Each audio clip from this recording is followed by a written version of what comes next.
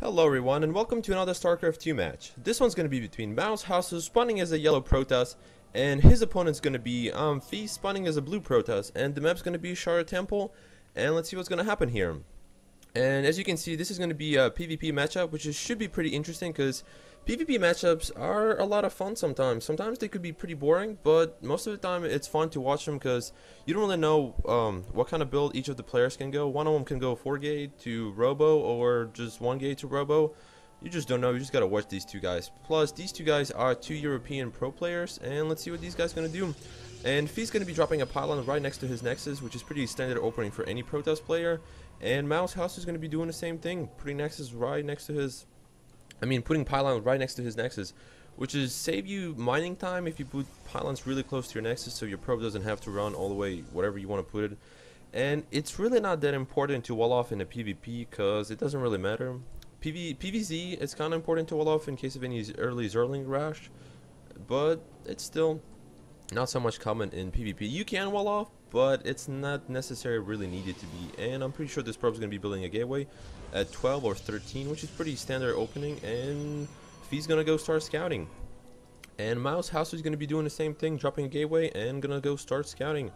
And for a second I thought he's going to go here, but he actually is not going to be going to the same place, but maybe he might see the probe coming in with a tower. Oh no, I guess he didn't see. Actually, he did saw it. So he's going to go, he knows exactly where his MhdFeast at, and MhdFeast's going to know exactly where his mousHasu at, and he actually is going to find a gateway, which is funny. The rally point was set right on the gateway. And mousHasu is getting his assimilator, so does the MhdFeast. So both players are playing pretty standard opening. Cybernetic Core going for mousHasu, and I think MhdFeast's going to be getting a Cybernetic Core too, unless he's going to get a couple more gateways and trying to push some Zealot pressure. But no, he's going to be doing exactly the same thing. Cybernetic Core. You can, if you're a Protoss player, you can do pylon and then cybernetic core, or you can do cybernetic core and then pylon, which is doesn't really matter, but some players prefer either way. See, mousHasu is getting his pylon just right now, and this probe's gonna start poking this a little bit, and I don't think he's gonna kill it, but it'll take him a couple weeks, maybe couple months, I don't know. It takes a while. And let me do production tab. There we go. Not really good with the hot buttons. Haven't played StarCraft for like a year, so I'm sorry for everybody who subscribed to my channel that I have not been making enough videos. I'm pretty sure some people are pissed, or most of the people don't care pretty much, but I had 2 jobs during the summertime, had a girlfriend, and yeah, that bitch took a lot of time out of my life. But now I'm back with some StarCraft 2, going back to nerdiness, which is awesome. Awesome. And mousHasu actually is going to be getting a second assimilator, so he might go for the 4-gate build. And both players are researching chrono boosting their warp gate technology, which is pretty common for any Protoss player to get the chrono boost as fast as they can. And MhdFeast already has a first stalker on the field creeping around, so is the Hasu. So both players are playing pretty much identical games so far. 2 assimilators, 1 gateway, both chrono boosting the cybernetic core. And Hasu is going to be actually going 1-gate robotics, and let's see what... Oh, actually, he's going to be going 3-gate Twilight Council, which is actually pretty common for a Protoss player. So I think Hasu needs to scout that, because he might going to be getting a little bit more pressure from MhdFeast, since he did get 3 more gateways, so he can be chrono boosting a lot more units out. And there's just another pylon, a robotics, and another gateway. So Hasu's gonna go 2-gate Robo, I guess, which is kind of standard for the Protoss player too. And look at this, MhdFeast is just gonna be creeping around, looking for any proxy pylons or anything like that. And this stalker is gonna try to poke around over here. But look at the MhdFeast, he's putting up 2 stalkers on high ground in case of just for the good defense. It's pretty much the same thing. Uh-oh, this stalker needs to get out because 3 stalkers against 1. This guy went down. Uh-oh. Poor stalker, poor buddy. He's not gonna see his zealot friends or any kind of friends that are gonna come out this. And Hasu's actually is gonna be getting a observer, and he's gonna be getting an immortal, which is pretty good because immortals will counter the stalkers, because stalkers do count as an armor unit, and immortals will be doing at least like 50 damage. And look at this, MhdFeast is gonna be trying to hide a pylon over here to see if Hasu is gonna go, and MhdFeast actually is going to be pushing down with 3 stalkers, and 3 stalkers are coming up, so Hasu really needs to get their immortal fast. He needs to start chrono boosting this guy out, because 6 stalkers can do a lot of damage. There's 3 stalkers for Hasu and a zealot, which should be pretty much enough to defend, but he really needs to get a sentry to block off this ramp so any stalkers will not go up the ramp. And he is actually getting 1 sentry and another stalker, and Immortal is out, and he's going to be doing 50 damage versus these stalkers, so I don't think Feast will want to do, but the blink is finished for Feast, and he blinks right next to it. He's going to try to focus on Immortal, because Immortal will be doing the most damage, but Feast is doing a great job. Look at this, blinking all the weak stalkers back. Great micro from Feast, but the zealots will be doing some sort of damage, and Sentry is just going to start tickling everybody to death, but Feast actually can push up all the way. He still has 6 stalkers, and Hasu doesn't have really that much to defend against this. He got another sentry, great force field coming in from Hasu, but still I don't think that will be enough for him to defend. He needs to get another Immortal to defend against this, because the Blink Stalker is doing great micro, get inside the base. There's no more stalkers, and Hasu probably gonna have to bring up probes from the mineral line, and he does. And this is not a really good start for Hasu, because this might be end for him, because 6 stalkers will do a lot of damage, and a lot of probes will be gonna get killed. And these tickle monsters, I don't think they're gonna do that much damage. And Feast did great job pushing up, but Hasu does hold for a little bit right now. And look at this proxy pylon placement's perfect. He just blinks his stalker over here and just keep reinforcing his army. And Immortal is going to be done right now. 2 more sentries been warped in, 2 more zealots, and 2 stalkers. So we got pretty much pairs of 2s except the stalkers, and the force field is going down right now. But look at this, Feast is going to be grabbing his natural, which is really important, but he is blinking inside the main bane of Hasu, but I don't think this is going to work, because the Immortal is going to be doing a lot of damage to these stalkers, and he's just going to blink back and get out of there.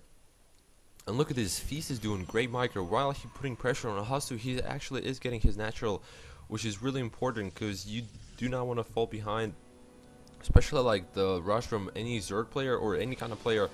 Players do forget, once they start putting a lot of pressure on their opponent, they forget to expand, which is really important. If you can expand off the pressure on your opponent, I think that would be a really great job, because you will be ahead on economy and you putting pressure on your opponent, so I don't think he can expand. And Hasu actually has 2 Immortals, which will counter all of these stalkers pretty much, because Immortals do 50 damage right now.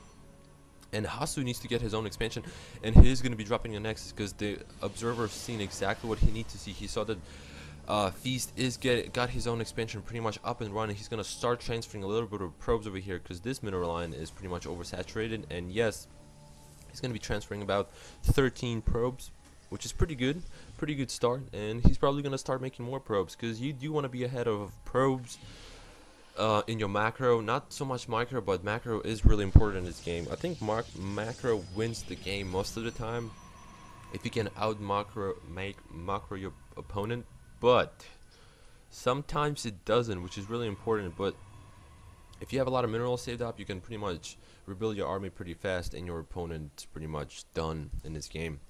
And both players are just kind of sitting back right now, because there's really not much for them to do, because Hasu really needs to get his expansion up and running, and Feast is just pretty much going to sit back and enjoy this little victory he had. He did put a good pressure, delayed Hasu's expansion for a little bit, not so much, but still he did a pretty good job. And look at this, Feast is going to try to do the Warp Prism like the Hydra likes to do. Hydra is a beast with the Warp Prism, not going to lie. And look at this, rally points are set all the way in the back mineral line. And if Feast can get a Zealot charge, I don't know if he researched Zealot charge. No, he hasn't, but if he did the Zealot charge, it would have been so much better. But he is going to try to kill some of these probes. He might kill 1. I don't think that really worked out for him so much, because Hasu was expecting this. Hasu still has an observer lurking around the base everywhere, and Feast actually might going to be start pushing out, because he does has pretty good army. No upgrades for either player so far, so they're not really focusing on upgrades. And these 3 zealots are going to be coming in as a bait, and this army needs to start reinforcing too. And let's look at this battle, because actually Hasu's backing up, but there's 3 more stalkers coming in from the proxy pylon right now. Look at these force fields coming in from Hasu. And Feast, you can't even tell which one's which force field, because it's really hard to tell. One of the Immortals is going to go down, but there's more reinforcement coming in from Hasu. And Feast actually has more stalkers, but Immortals will counter out those stalkers. Another Immortal coming in from Hasu, and 3 more zealots. But force fields need to go down from both players right now, because you really need to start putting more pressure on his opponent. And look at these immortals all the way in the background, and I don't think Hasu can hold this, but he is warping in 3 more zealots, and he really needs to get zealot charge to make these zealots more effective. And Feast might be dropping back for a little bit right now because his expansion is up and running. He's going to be adding 3 more gateways, probably going to change them to warp gates, and Hasu's expansion up and running pretty good too. Hasu actually has more gas than Feast does, which is kind of weird because immortals do cost a lot of gas. It's 100 gas, it's not bad. But still, he invested so much money in those immortals, and Feast is really not getting anything to counter these immortals, because immortals will counter the stalkers, but the zealots are going to be counting the immortals, because immortals, I don't think zealots counts as an armor. Actually, I don't know if they do, because they do have 1 armor, so I'm not sure. Actually, all of the protest units has 1 armor, so I don't know which ones are light, which ones are not, because it's hard to tell, since they both have 1 armor. And Feast is just going to be lurking around outside Hasu's natural base. And look at this proxy pylon placement. This pylon has been doing a lot of work. And this lazy probe, I don't know what he's doing. He's just chilling over there. He's like, should I mine this? Should I start getting in there? But he's just chilling there. I don't know. And look at this. Feast is starting to chrono boost his gateways to get more out of it. And look at this placement. If you're a Protoss player, you can abuse Warp Prism really well. And look, these force fields are going to be coming in from Feast, and I think he's going to try to finish this game right now, because Hasu can't really do much. Hasu has started his base, because Feast has all the map control, and force fields are going to be coming in. There's 5 immortals to deal with all of these stalkers, but there is more zealots from Feast. And Hasu really needs to do something. Hasu actually is going to be starting to get blink just to even it out, because Feast does has blink. He can blink it in with the stalkers and try to snipe down all the immortals, but it might be unnecessary to do it. But still, look at this big engagement coming in from both players. 4 immortals are going to be in the front, which is probably going to get focusing down right now. And look at these stalkers. Stalkers are going to be annihilating all of these units. Hasu's gonna try to warp in a couple more units on a high ground, but still, I don't think this is gonna be enough. And look at these blink micro coming in, trying to focusing down on all the immortals, and zealots are gonna be taking care of the sentries. And I don't think Hasu has anything to play. Well played, good game. And this has been a game between mousHasu and Feast, and thank you for watching.